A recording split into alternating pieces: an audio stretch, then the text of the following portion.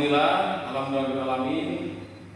Bersyukur kita kepada Allah Subhanahu wa taala yang senantiasa melimpahkan rahmat kepada kita bersama sehingga kita dapat berkumpul di ruangan untuk melakukan aktivitas perkuliahan pada hari ini. Salam bandingan salam kepada Nabi besar Muhammad SAW. Allahumma sholli ala sayyidina Muhammad wa ala ali sayyidina Muhammad. Salam sejahtera bagi kita semua. Untuk pertemuan hari ini sesuai dengan RPS yang sudah Bapak upload, mungkin mahasiswa Bapak sudah mendownload. Untuk pertemuan pertama hari ini kita akan menjelaskan tentang definisi pendidikan jasmani.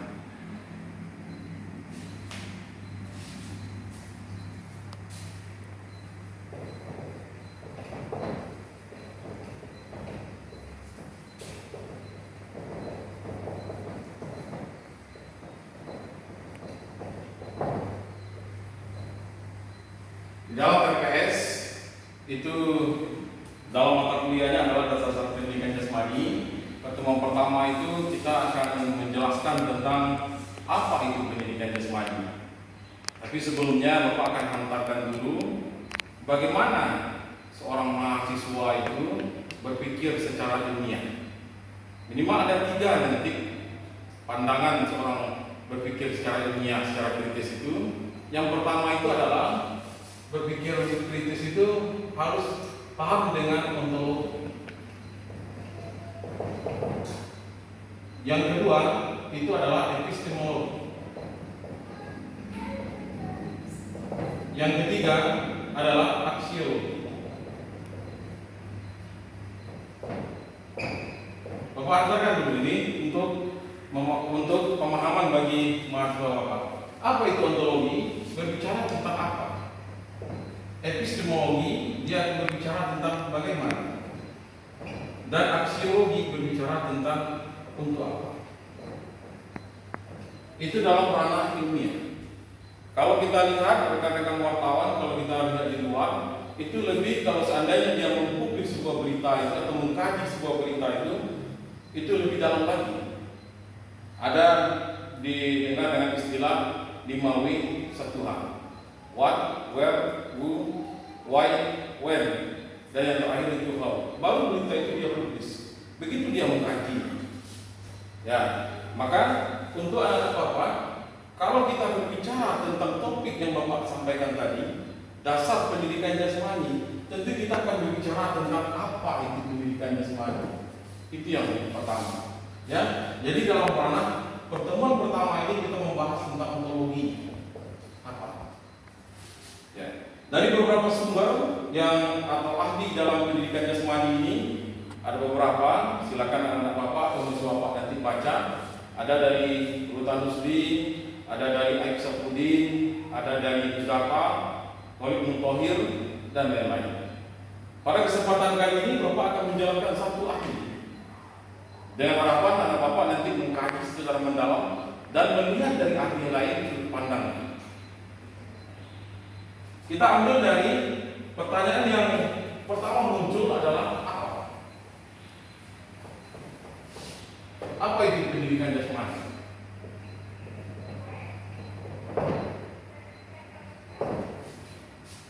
Kita ambil dari Ateng Abdul Qadir.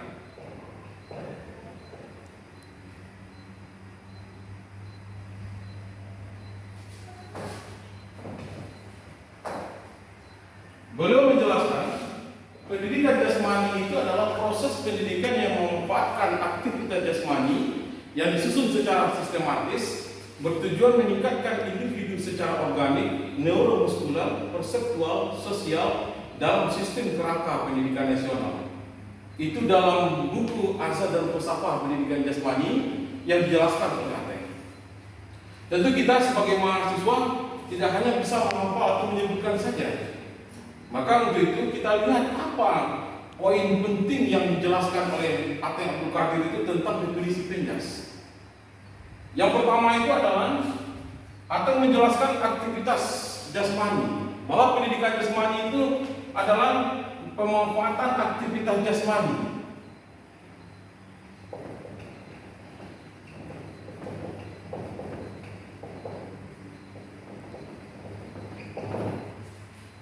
Apa maksudnya? jasmani itu memang yang dimanfaatkan adalah aktivitas jasmani, raganya, atau disebut dengan orang mengistilahkan dengan gerak. Kalau seandainya dalam mengajarkan pendidikan jasmani, kalau banyak muridnya diam atau anak-anak banyak yang diam, maka akan sulit untuk tercapai. Kenapa? Karena memang harus bergerak, beraktivitas. Ini yang disebut oleh Aten dalam pengertiannya. Itu poin pertama. Poin yang kedua, bahwa pendidikan jasmani itu disusun secara sistematis. Penyusunannya sistematis.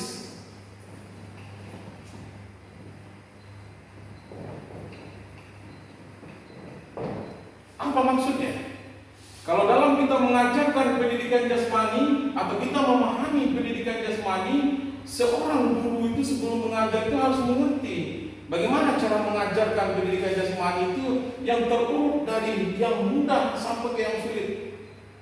Atau sering kita sebut dengan istilah ada pendahuluan, ada kegiatan pelaksanaan, ada kegiatan penutup. Biasanya di pendahuluan itu ada pemanasan. Nanti ada kegiatan inti, ada pendinginan. Ini kalau seandainya seorang guru itu tidak mengerti penyusunan secara sistematis ini, kita mengkhawatirkan. Kenapa? Pendidikan jasmani berbeda dengan pendidikan yang lain. Kalau pendidikan yang lain kita contohkan, mungkin kalau salah itu dicoret saja. Tetapi kalau pendidikan jasmani, kalau salah, itu resikonya bisa cedera atau lebih berat daripada itu. Contohnya bisa menyebabkan sebuah kematian. Kenapa? Karena memang raga yang akan digerakkan, yang digunakan dalam melakukan aktivitas itu. Bisa saja nanti pecah pembuluh darah itu kalau seandainya perencanaan atau dalam seorang guru itu tidak menyusunnya secara sistematis. Ini yang harus ditangkap oleh Bapak nanti untuk sebagai seorang guru. Yang ketiga, kalau seandainya nanti terlalu cepat, anak Bapak langsung kodenya nanti. Kalau seandainya Bapak menjelaskannya terlalu cepat, ya. Oke, yang ketiga, dalam penjelasan Abdul Qadir ini, setelah disusun secara sistematis, bertujuan meningkatkan individu secara organik. Nah, ini yang luar biasa ya. Kenapa? Organik ini adalah organ tubuh. Bahwa pendidikan jasmani itu sebenarnya adalah meningkatkan jantung, paru, sistem peredaran darah, ya, otot yang lain dan yang lainnya. Memang kalau di istilah sekarang itu namanya total fitness. Jadi apa yang bisa kita ambil dari sini? Bahwa kita mengajar kepada anak nanti itu, memang yang kita sasar itu adalah organ tubuhnya, supaya dia bagus, jantungnya itu kuat, pembuluh darahnya itu bagus, menyuplai darah ke seluruh tubuh, sehingga anak itu kalau seandainya aktivitasnya nanti tambah atau bertambah, dia tidak langsung sakit. Ini tujuan sebenarnya. Maka organ tubuh anak itu nanti akan bagus dia. Ini yang tersirat dalam pengertian yang dijelaskan Aten tadi. Tidak sampai di situ. Secara organik apa lagi? Neuromuskular.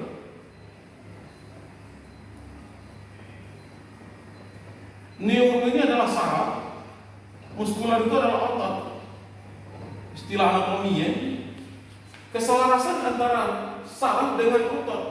Kalau orang melakukan aktivitas jasmani dengan bagus, jantungnya itu baik, sistem peredarannya bagus, sehingga tidak ada lagi nanti kalau otak mengatakan ayo lari, sementara otot di kaki tidak sanggup lagi, sehingga itu namanya tidak selaras. Tapi kalau kita biasa melakukan aktivitas jasmani, maka waktu diperintahkan oleh otak, distimulus oleh otak itu untuk berlari, kaki siap. Ya, misalnya saja nanti kalau ada darurat bencana, banyak kita lihat orang yang pingsan, orang yang pucat, pembuluh darah karena dipaksakan.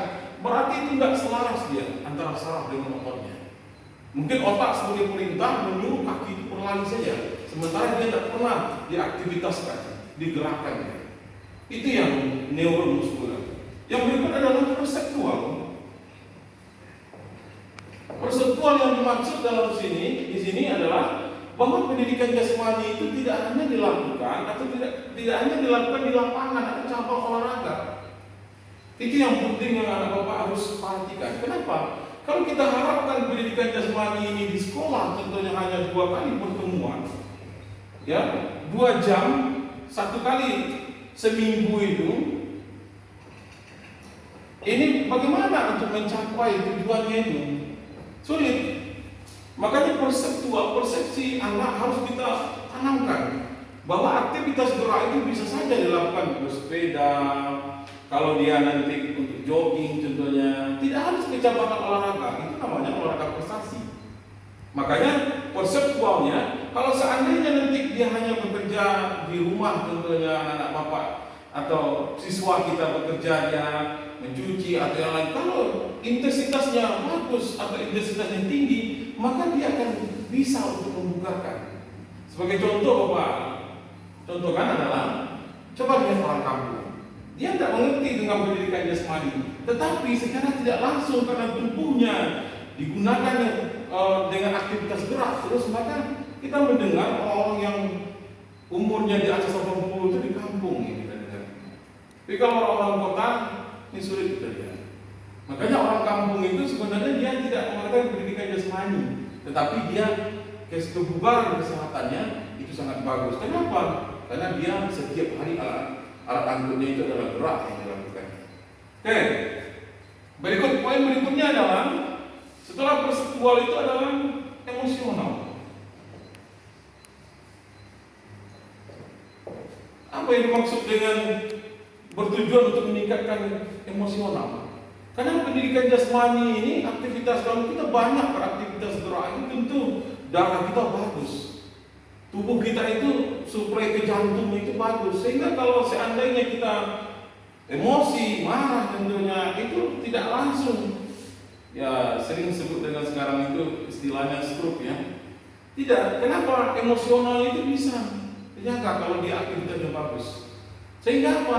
Sehingga dia tidak memacu jantungnya itu, otot jantungnya itu kuat, sehingga bisa stabil emosinya. Itu yang emosional. Yang berikut adalah sosial. Kenapa? Memang pendidikan jasmani ini, aktivitas jasmani atau pendidikan olahraga ini membentuk nilai sosial ini.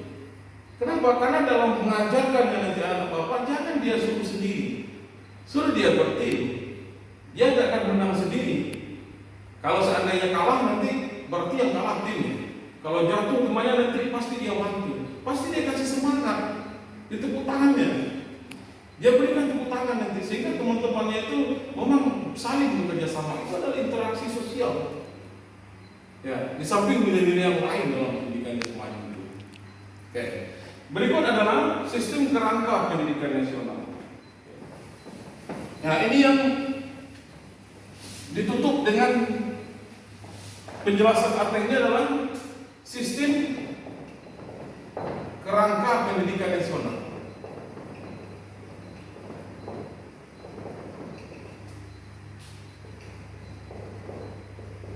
Apa maksudnya? Tujuan pendidikan jasmani ini sebenarnya mengarah kepada tujuan pendidikan nasional. Kalau Bapak bicara tentang dasar pendidikan itu, sama semuanya. Dasar pendidikan jasmani itu adalah undang-undang. Apa yang dimanatkan oleh undang-undang itu? Menjadikan manusia yang utuh, sehat secara jasmani dan rohani. Ya, kalau kita lihat poin dari tujuan pendidikan nasional itu,